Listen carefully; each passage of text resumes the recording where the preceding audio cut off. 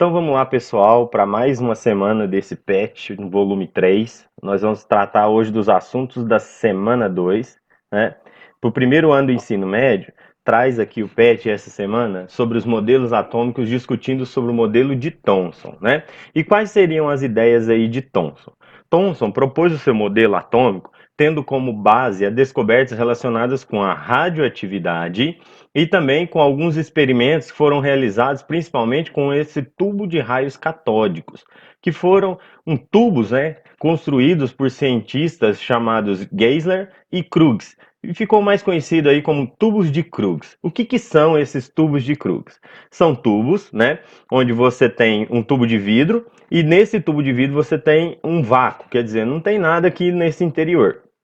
E aí você liga esse tubo em uma corrente elétrica muito alta, né, por sinal, e aí ele vai gerar fótons, né? Fótons, né? Seria pontos de luminescência aqui nessa tela. E aí Thomson, com o uso desses equipamentos, né? Ele ficou intrigado. O que será que é esses raios, né? Que saem daqui do cátodo e vão bater aqui na parede do vidro, né? E aí, com isso, Thomson fez vários experimentos utilizando esse tubo de raios catódicos e ele conseguiu descobrir o que eram essas partículas que eram chamados de raios catódicos, né? E aí, quais foram os experimentos que ele fez e o que esses experimentos levaram a ele a concluir, né? Ele fez alguns experimentos e ele criou, propôs, na verdade, né, um novo modelo de átomo a partir da descoberta e caracterização dos elétrons, né?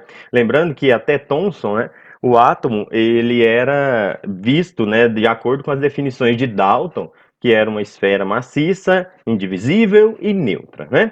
E aí, um dos experimentos que Thomson fez aí com o tubo de raios catódicos foi colocar aqui um anteparo, né, como uma ventoinha, uma hélice, por exemplo, e ele viu que quando ele ligava esse tubo de raios catódicos, feixe de partículas, ele passava por essa ventoinha e girava essa ventoinha. E aí qual a conclusão que ele chegou com esse experimento?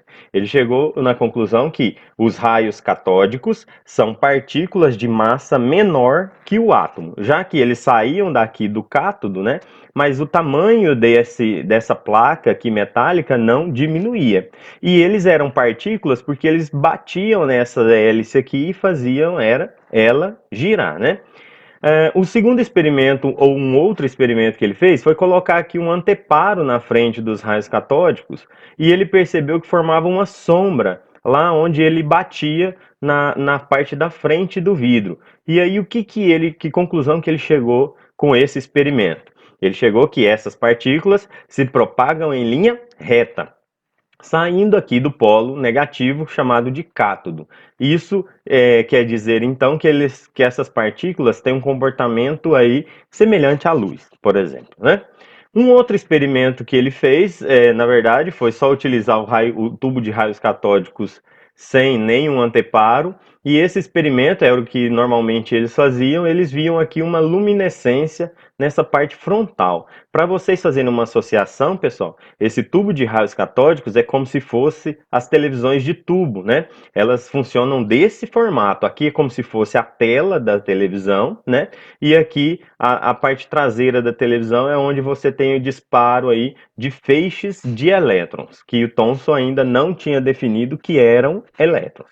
Com essa observação aqui, ele pôde concluir que certamente, né, essas partículas estão presentes nos átomos. E então aqui a ideia de átomo como sendo uma coisa indivisível já deixou de fazer sentido, né?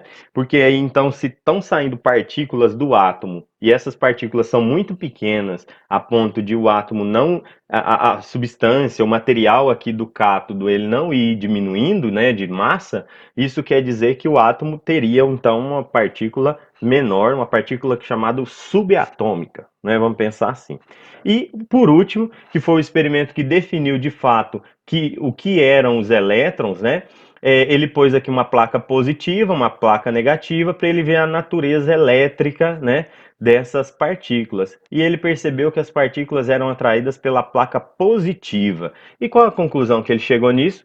Que como elas são atraídas por uma placa positiva, com certeza essas partículas são negativas. Então, ele fez a seguinte proposição de um modelo, né? Para ele, então, o modelo de um átomo deveria modificar, ele não poderia mais ser aquela esfera maciça, indivisível, sem carga. Ele propôs um modelo que ficou conhecido aí como pudim de passas ou panetone. Eu particularmente gosto mais dessa definição, o modelo do panetone, como se fosse panetone na forma de uma esfera, né? Thomson teve uma ideia, então para poder justificar aquelas ideias que ele estava visualizando nos experimentos, ele propôs um modelo mais ou menos assim, como se fosse ali a massa, uma esfera, né?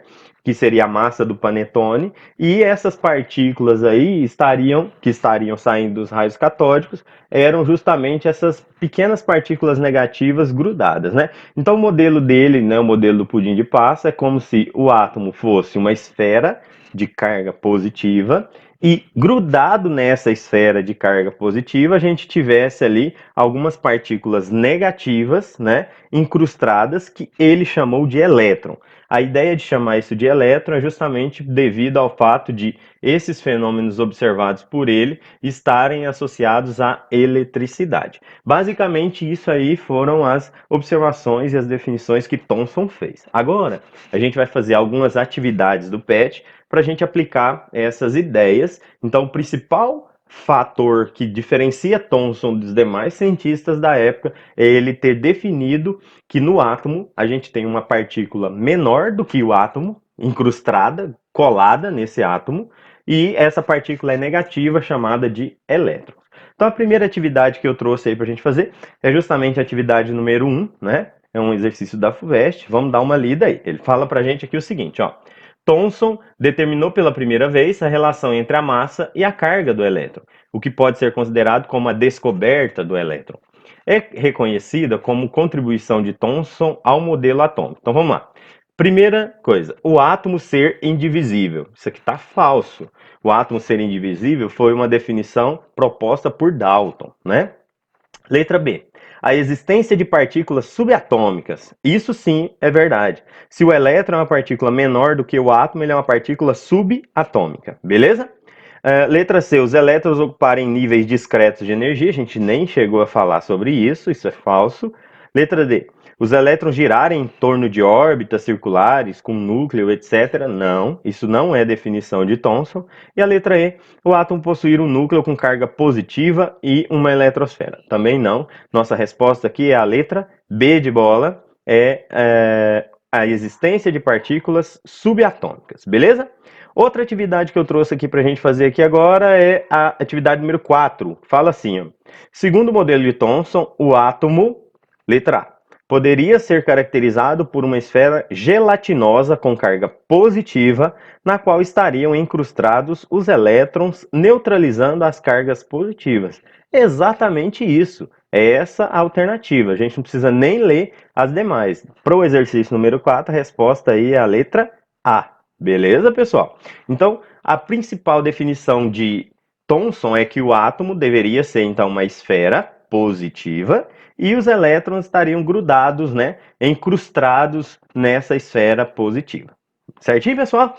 Espero que vocês tenham entendido. Caso você ainda tenha alguma dúvida, não conseguiu compreender direitinho alguma parte do vídeo, volta com calma e se mesmo assim a dúvida persistir, deixa aqui no vídeo seus comentários ou então me manda lá no chat do Conexão Escola se você for meu aluno, beleza? Estou esperando vocês lá. Até a próxima. Tchau, tchau.